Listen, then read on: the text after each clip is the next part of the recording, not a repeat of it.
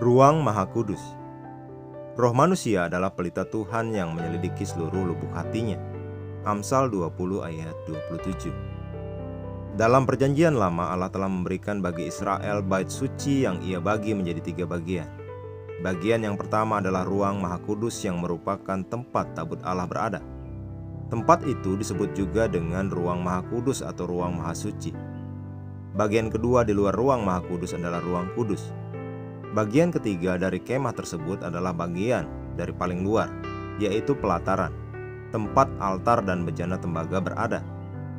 Kemah Musa memberikan gambaran kepada kita tentang manusia, bahwa manusia itu terdiri atas roh, jiwa, dan tubuh. Tubuh manusia adalah pelataran, jiwa adalah ruang kudus, sementara roh adalah ruang Maha Kudus.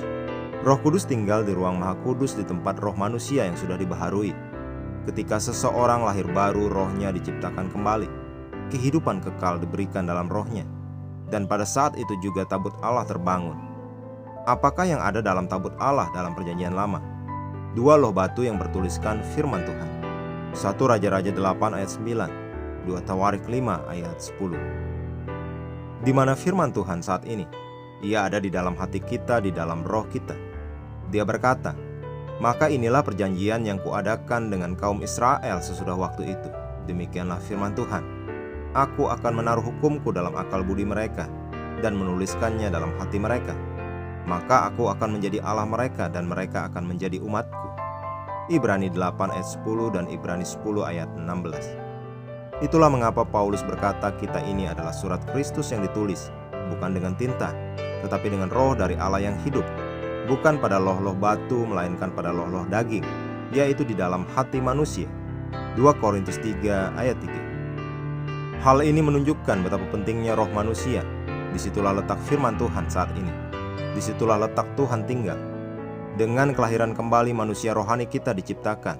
Manusia roh, untuk menjadi tempat tinggal Tuhan sebagai tempat kudusnya. Jadi yang penting adalah mendidik manusia roh, yang mana hanya dapat dicapai dengan menerima dan merenungkan firman Tuhan. Mari kita mengucapkan pengakuan.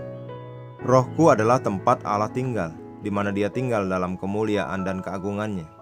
Aku membawa hadirat ilahi di dalam hatiku dan mempengaruhi duniaku dengan berkat ilahi. Aku adalah duta kerajaan surga di dunia ini. Kemanapun aku pergi, Tuhan pergi bersamaku. Karena aku adalah bait-Nya yang hidup, tempat kediamannya, tempat tinggalnya. Haleluya.